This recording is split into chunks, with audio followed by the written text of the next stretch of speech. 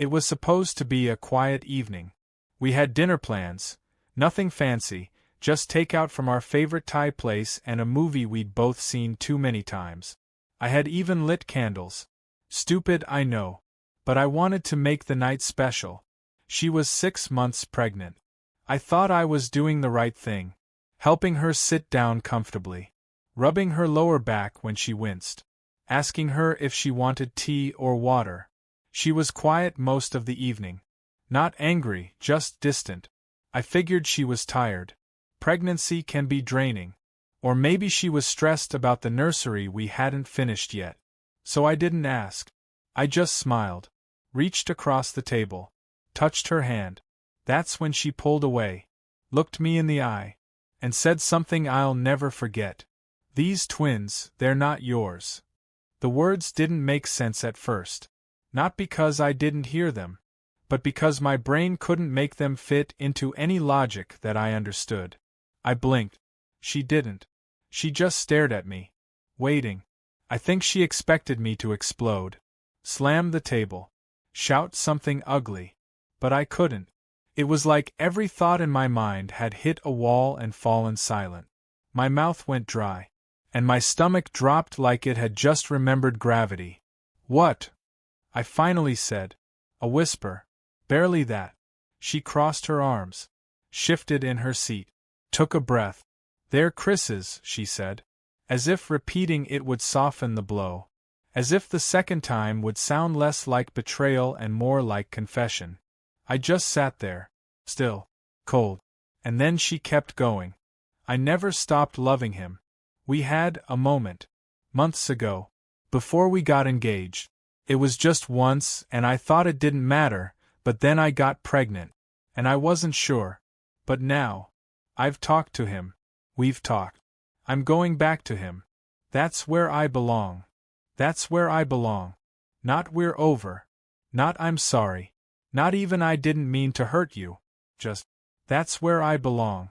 Like I was just a layover on her way back to where her heart truly lived. I looked at her. Really looked. This was the woman I had been building a future for, whose cravings I ran out at midnight to satisfy, whose appointments I never missed, whose growing belly I kissed every morning before work, even when I was late. This was the woman I was ready to give everything to, and she had been walking beside me with someone else's child, and someone else in her heart. I didn't yell, didn't argue, didn't ask for details, because none of it would change the fact that she had made her choice. She looked uncomfortable now, like she thought I'd lash out, like maybe she regretted telling me this way, or maybe she expected me to try and fix it, but I didn't. I stood up, walked around the table, picked up my keys. She looked up, eyes wide. "What are you doing?" I shrugged, calm, collected, maybe even a little empty. "Wishing you luck," I said. And then I walked out the door. Didn't slam it. Didn't look back. Because I didn't need to hear anything else. I didn't need apologies, or excuses, or explanations. She had said what she came to say, and I had heard enough. That night I didn't drive far. Just parked a few blocks away. Sat in the car, hands on the wheel, head back, staring at the roof. I could still hear her voice. "These twins aren't yours. I'm going back to the man I actually love." I replayed it over and over, until I stopped feeling anything, and when that happened, I smiled, because I realized something. She thought she had broken me, but all she did was set me free. Free from a lie I didn't know I was living in. Free from a future built on false promises. Free to become something more than the man she quietly betrayed. That night, I made a decision. No more tears. No more questions. No more chasing people who make you feel like an option. I didn't lose her. She lost me. And very soon, she'd understand what that meant. I didn't go home that night. Not to the apartment. Not to the bed we used to share. Not to the place that now felt haunted by every fake moment she gave me. Instead, I drove straight to my brother's place across town. Didn't even call ahead. When he opened the door, He looked at me for half a second and just stepped aside. No questions. No lectures. Just silent understanding. I slept on his couch that night. Didn't cry. Didn't talk. Just stared at the ceiling, hands behind my head, wondering how long she'd been lying. How long had she been looking me in the face, pretending? Smiling while I touched her belly. Laughing at names I suggested. Letting me imagine a future that was never going to happen. But I wasn't going to sit in that pain forever. By morning I was up early, phone in hand, making calls. First to my lawyer. We had a prenup, thank God, and I wanted to know exactly where I stood. Turns out, I stood stronger than I thought. The lease was in my name. The accounts could be separated. The car? Mine. I started the process of untangling our lives. Quietly. Legally. No yelling. No drama. Just clean, deliberate moves. Then I called Marcus. Old friend from college, now a licensed PI. Told him I needed details. Proof. Confirmation. I didn't care about catching her cheating. I just wanted clarity. If those twins were really Chris's, I needed more than just her word. He said he'd get back to me. In the meantime, I did something unexpected. I got a haircut. Something simple. Tight fade. New beard shape. It wasn't about changing how I looked to the world. It was about shedding the version of me that was attached to her. The man who loved blindly. The man who didn't see the warning signs. I went to the gym. Signed up for sessions. Started working on myself, not out of spite, but because I needed to feel like me again. Stronger.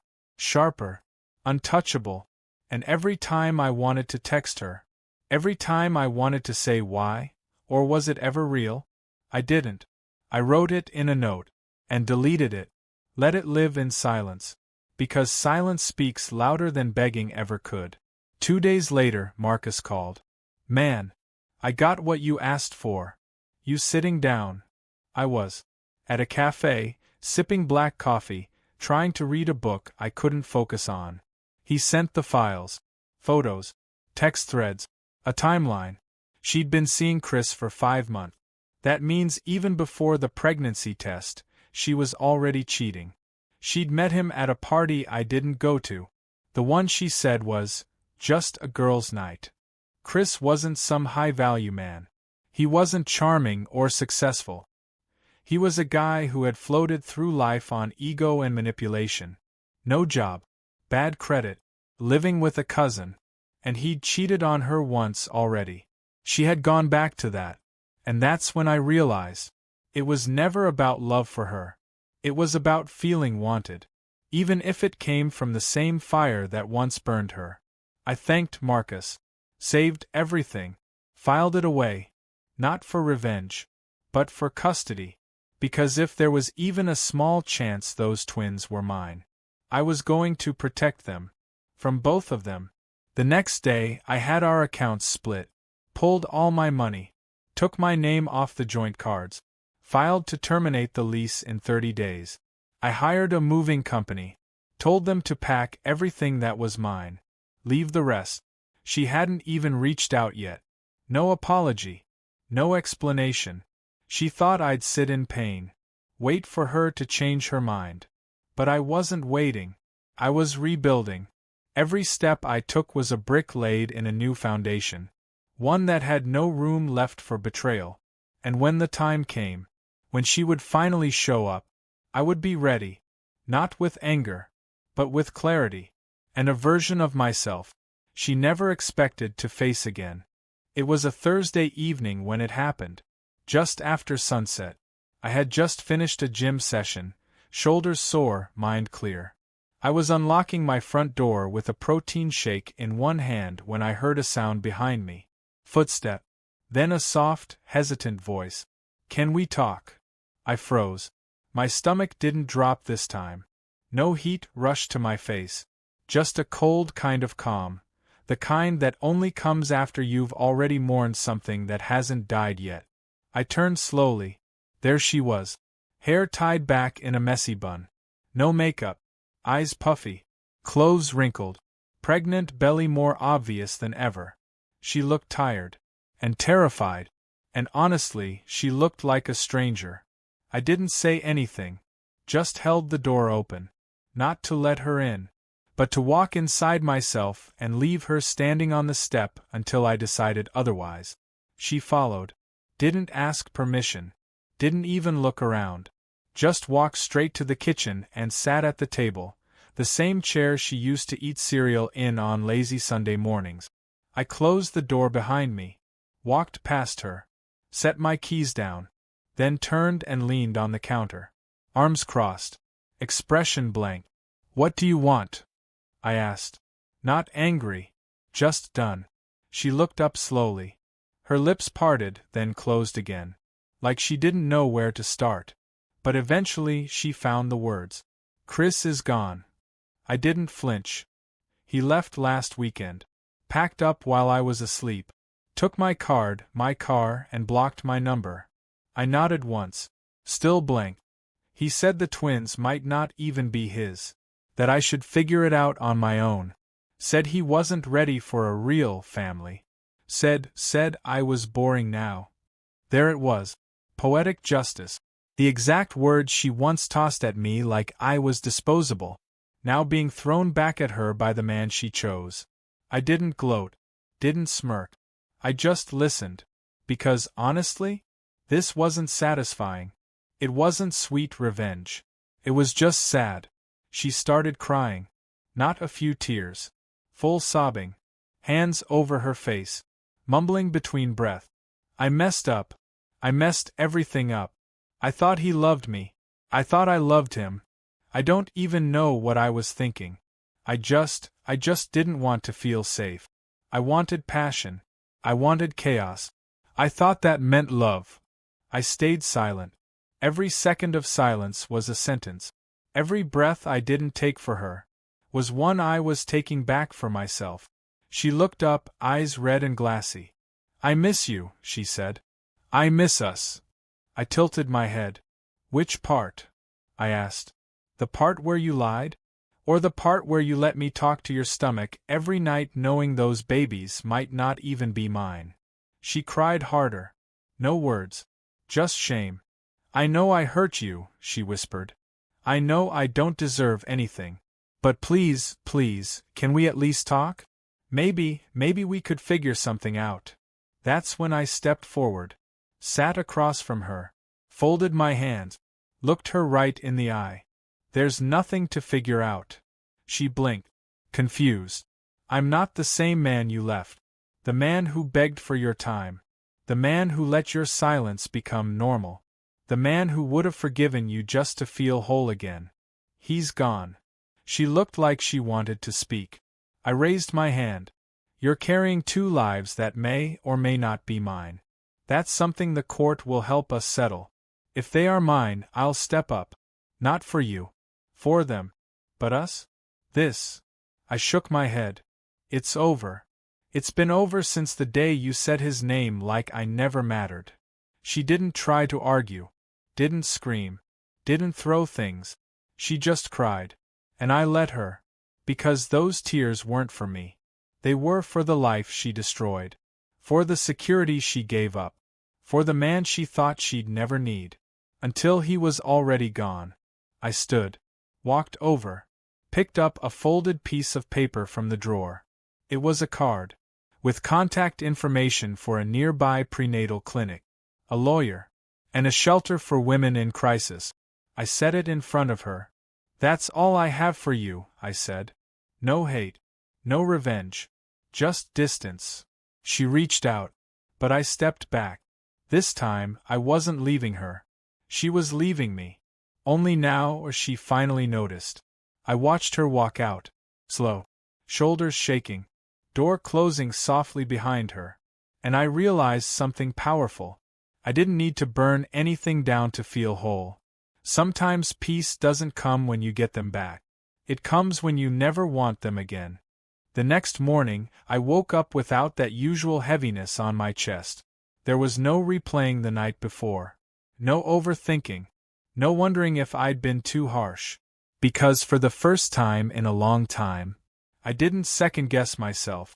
She had stood in my kitchen, tears in her eyes, begging for another chance, but I had already given her more chances than she ever deserved. I just didn't realize it back then. Now I did. And that changed everything. I made coffee, sat on the balcony, watched the city slowly wake up. I wasn't bitter, wasn't even sad. I was just still, like someone who had finally stopped running from a truth that had always been there. She never really wanted me. She wanted comfort, until chaos seduced her again. And now that chaos had abandoned her, she was crawling back. Not because she loved me, but because I was the safer fire to stand near. But I wasn't a fire anymore. I was a boundary, a wall, a door she couldn't unlock with old apologies. That afternoon I called my lawyer, told her to move forward with the custody petition, requested a paternity test, not because I wanted revenge, but because I had a right to know. If those twins were mine, then I'd be the best damn father I could be. But she wouldn't be part of that picture beyond what the law required.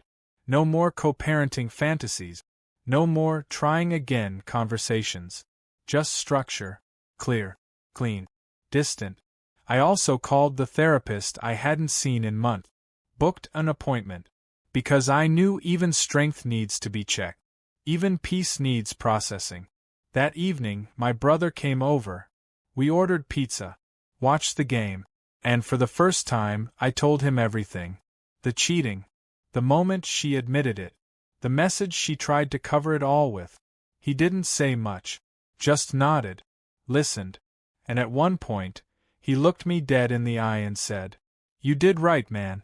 She made her choice. She's gotta live with that." And I realized, I wasn't angry with her anymore. I wasn't holding on to the betrayal. I was just detached. And that detachment? That was the true healing. Not moving on in a blaze, but walking away quietly, without looking back. A few days later, I got another message from her. Just one line. "Have you thought about what I said?" I didn't answer. Not because I was trying to hurt her, but because I knew what I said that night had already been my final answer. You don't rebuild something that collapsed because the foundation was based on lies. You don't hand the keys to your peace back to the person who shattered it. You don't try again, with someone who made you feel like a backup plan. I deleted the message, blocked her number, not out of spite, but because my silence had become sacred. I wasn't punishing her. I was protecting me. And in doing that, I realized something else. You don't always need closure from the person who hurt you. Sometimes your silence is the closure. Your peace is the proof. Your refusal to engage is the revenge. And that was the real victory. Not that she cried. Not that she regretted it. But that I had finally built a life where her regret had nowhere left to land. Weeks passed. Quietly. There were no more unexpected knocks on my door. No more tearful messages. No sudden apologies wrapped in desperation. It was just stillness. And it was beautiful. I focused on myself. Work. Therapy. Gym. Good food. Early mornings. Not because I was trying to glow up or prove anything, but because I had finally remembered how to show up for myself. And then, one morning, the test results came. I sat at my kitchen counter, envelope in hand. Hands steady, heart calm. I opened it, read slowly, and there it was. The twins weren't mine. Not even one. Zero biological relation. I closed the envelope, took a deep breath, felt relief. Not because I didn't want to be a father, but because I was finally free from even the possibility of being tied to someone who had lied to me so deeply. I didn't tell her. Didn't need to. She would find out eventually, probably through her lawyer. But I wasn't going to be the one delivering news to someone who had delivered nothing but betrayal to me. I walked outside, cool breeze, coffee in hand, and I realized something. Sometimes life doesn't explode. It quietly rearranges everything until you're standing in the life you were always meant to live. Without the weight, without the pretending, without the illusion. A few days later, I got a message from a mutual friend. She had moved in with her mother. Chris had ghosted her entirely. No contact, no help, nothing. She was back where she started. Only now with 2 children, no partner, and the haunting realization that she destroyed the one stable thing she ever had. Me. And while some people would smile at that, would raise a glass to karma, I didn't. I just felt distant. Not better. Not bitter. Just beyond it. Because that's what real healing does. It doesn't celebrate someone else's downfall. It forgets they were ever capable of building yours. I met someone months later. Kind. Sharp. Genuine. The type of woman who didn't need to tear me down to feel seen. The type who didn't flinch when I told her my story. She just listened, held my hand, and said, *, you didn't deserve *, of that. *. And for once, I believed it. Fully. No doubt. No guilt. No pieces of me left with someone who threw them away. So when people ask me, what would you say to her if she showed up today? I'd say, nothing. Because I already said everything I needed to. When I let her go, closed the door, and chose peace instead of pain. That was the day I stopped surviving and started living.